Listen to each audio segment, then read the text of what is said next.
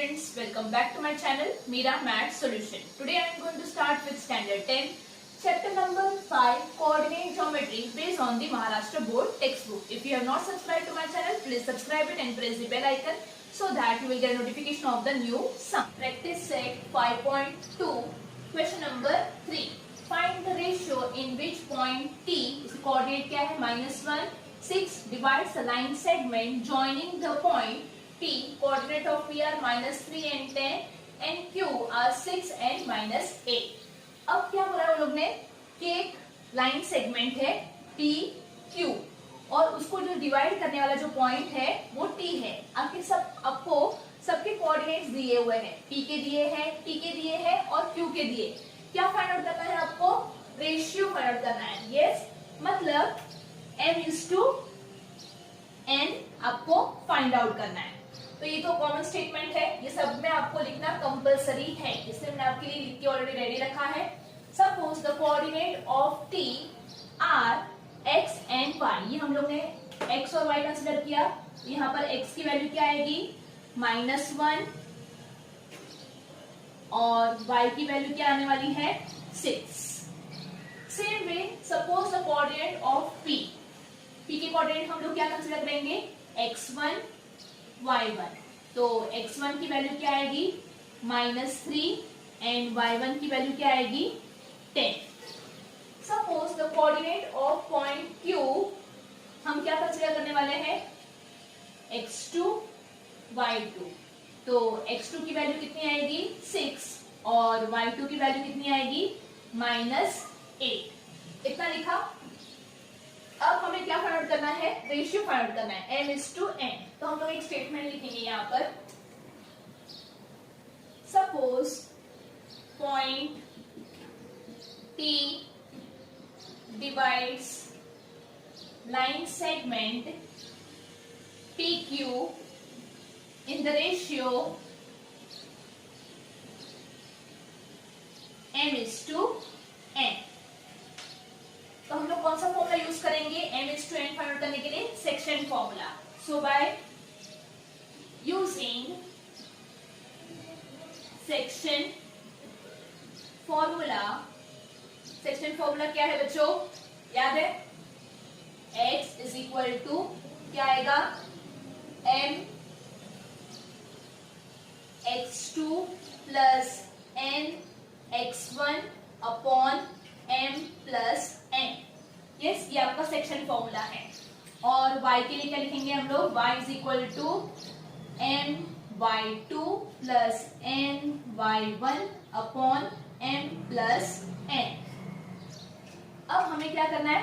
Value substitute करनी है इसके अंदर। तो n की वैल्यू कितनी आएगी? है अपने पास n की वैल्यू नहीं, ये तो अपने को फाइंड आउट करना है। बट x की वैल्यू है हमारे पास। x की वैल्यू कितनी है? -1, तो यहाँ पे लिखेंगे -1 इज इक्वल टू m जैसा है वैसा ही। x2 की वैल्यू कितनी है? 6 प्लस n नहीं पता है। x1 की वैल्यू कितनी है? -3 upon m plus n। -1 is equal to m into 6 will give you 6m plus n into -3 will give you -3n upon m plus n। अब क्या करेंगे हम लोग? ब्रैकेट ओपन कर लेते हैं। -1 is equal to 6m plus -3n upon m plus n। हमें किसकी वैल्यू चाहिए? m और n की। यस ना, तो हम लोग इसको will take it on the other side. It will become -1 bracket में आएगा m प्लस n। देखो यहाँ पर डिवीजन है, when it goes on the other side it will become multiplication is equal to 6m minus 3n। 1 into -1 into n will give you -m plus minus minus n is equal to 6m minus 3n। चलो अभी m और n को साथ में ले लेंगे और n और n को साथ में रखेंगे। तो -m यहाँ पर +6 है, तो when it goes on the other side it will become -6n is equal to यहाँ पर क्या है? -3n। अब मुझे ये -n को अदर साइड लेके जाना है तो हो जाएगा प्लस एन। थोड़ा सा रब आउट कर लेती हूँ, फिर से हम लोग उस तरफ लिखेंगे। ओके, नाउ माइनस माइनस क्या होगा, प्लस, बट सिंबल किसका आने वाला है, माइनस का। तो माइनस 1m माइनस 6m, तो 6 plus 1 will give you 7. Yes, minus minus 7, but symbol किसका आएगा, माइनस का। Minus 7m is equal to, again minus plus minus, symbol of the bigger number. Bigger number is 3 over here. 3 minus 1 will give you 2n. Minus minus cancel हो जाएगा, will give you 7n is equal to 2n. तो m upon n क्या करेंगे हम लोग यहाँ पर, 2/7. Yes, n को, n की वैल्यू को क्या ना अपॉन, इसके अपॉन में लिखेंगे और 7 को n के अपॉन में लिखेंगे। तो it will give you m is to n is equal to 2:7. ये मिल गया आपको answer. The ratio of m is to n is nothing but 2:7. अगर आप y वाला लेके भी करोगे तो भी आपको सेम आंसर मिलेगा। यस, इसमें सिर्फ m is to n का रेशियो फाइंड आउट करने वाला है, तो आप कौन सा भी एक फॉर्मूला यूज कर सकते हो। Either you can use x1 और either you can use y1। मैं आपके लिए दोनों भी सॉल्व करके दिखा रही हूँ, दोनों का आंसर सेम आएगा। Let's see, y is equal to my2 plus ny1 upon m plus n। चलो, y की वैल्यू कितनी है, 6, m की वैल्यू पता नहीं है मुझे, y2 की वैल्यू कितनी है, -8 प्लस n, y1 कितना है, 10 अपॉन m प्लस n। चलो, यहाँ पर क्या करती हूँ मैं, डायरेक्टली यहीं इसको यहाँ पर ले लेते हैं, तो डिवीजन का क्या हो जाएगा, multiplication. Yes, is equal to m into -8 will give you 8 -8m plus 10n। इसको मल्टीप्लाई करेंगे, 6 into m 6n plus 6 into n will give you 6n is equal to -8m plus 10n। m और n को साथ में रखेंगे और n और n को साथ में रखेंगे, तो 6m -8m when it goes on the other side will become plus 8m is equal to, ये 10n जैसा है वैसा ही, ये 6n है, when it goes on the other side will become minus 6n.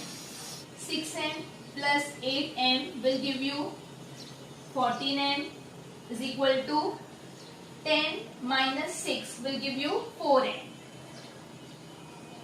m upon n is equal to, यहाँ पर कैसे लिखोगे, 4 upon 40, तो 2 2s are 4 and 7 2s are 40, तो m is to n का रेशियो क्या मिला, 2:7। सी, आपने दोनों वे से आंसर फाइंड आउट किया, you got the same answer. तो आइदर आप x को यूज करके m और n की रेशियो फाइंड कर सकते हो, या तो फिर y को यूज करके m और n की रेशियो फाइंड आउट कर सकते हैं। You can use any one formula, just go through it. Question number 4, point P is the center of the circle and AB is a diameter। क्या बोला है वो लोग ने कि पॉइंट P जो है वो सेंटर ऑफ द सर्कल है और AB जो है वो क्या है, उसके डायमीटर है। AB डायमीटर है सर्कल का और पॉइंट P है वो सेंटर ऑफ द सर्कल है, मतलब P मिडल में है A और B के। Find the coordinate of point B, हमें B का कोऑर्डिनेट फाइंड आउट करना है। If point A and P are, अगर कोऑर्डिनेट ऑफ पॉइंट A और P आपको दिया है तो आपको B के कोऑर्डिनेट फाइंड आउट करने हैं। A के कोऑर्डिनेट को लोगों ने क्या दिए हुए हैं, यहाँ पर 2, -3 और P के कोऑर्डिनेट क्या दिया हुआ है, -2, 0। हमें फाइंड आउट करना है कोऑर्डिनेट ऑफ पॉइंट B। चलो, तो हम लोग सबसे पहले क्या दिया है वो लोग ने, point P is the centre of the circle and AB is the diameter, ये दिया है वो लोग ने, तो हमने वो स्टेटमेंट लिख दिया। अब हमारा क्या ना standard statement, suppose the coordinate of point P are x, y, तो तो x की वैल्यू क्या होगी -2 और y की वैल्यू होगी 0. Suppose the coordinate of A are, हम कंसिडर करने वाले हैं x1 y1. तो x1 की वैल्यू होगी 2 और y1 की वैल्यू होगी -3. Suppose the coordinate of point P are x2, y2. ये तो हमें फाइंड आउट करना है, x2 और y2 की वैल्यू हमें फाइंड आउट करनी है, क्योंकि ये यहाँ पर दिया नहीं, ये हमें फाइंड आउट करना है. तो हम लोग क्या लिखेंगे यहाँ पर, point P is a mid point है ना, सेंटर में है, मतलब mid point of AB, of the diameter AB. तो हम लोग कौन सा फॉर्मूला यूज करेंगे यहाँ पर, बाय यूजिंग मिड पॉइंट,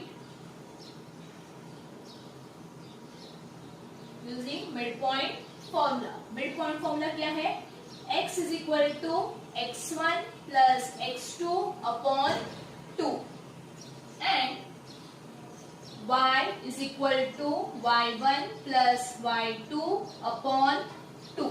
ये आपका है mid point formula. Value substitute करते हैं.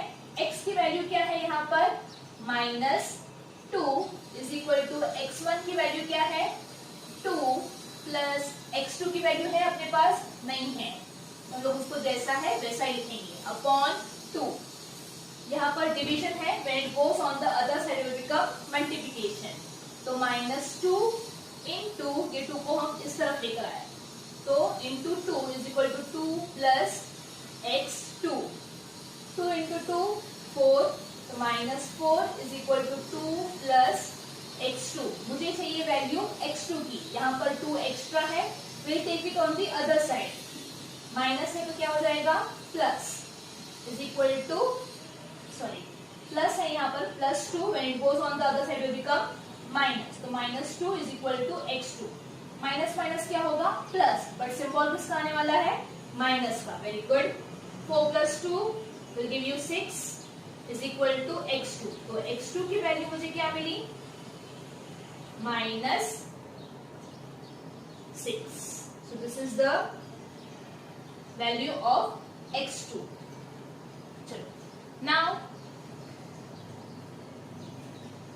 y, सॉरी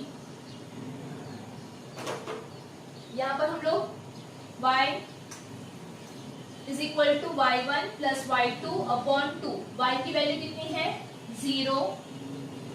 y1 की वैल्यू कितनी है, -3 प्लस y2 की वैल्यू कितनी है, नहीं है, यही हमें फाइंड आउट करना है, अपॉन 2.